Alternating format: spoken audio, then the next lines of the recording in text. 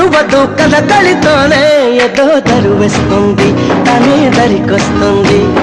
పదరా ఆ పదరా అని నిలికేస్తుంది, పదరా ఓ పొదకే అని సై అన్నట్టే.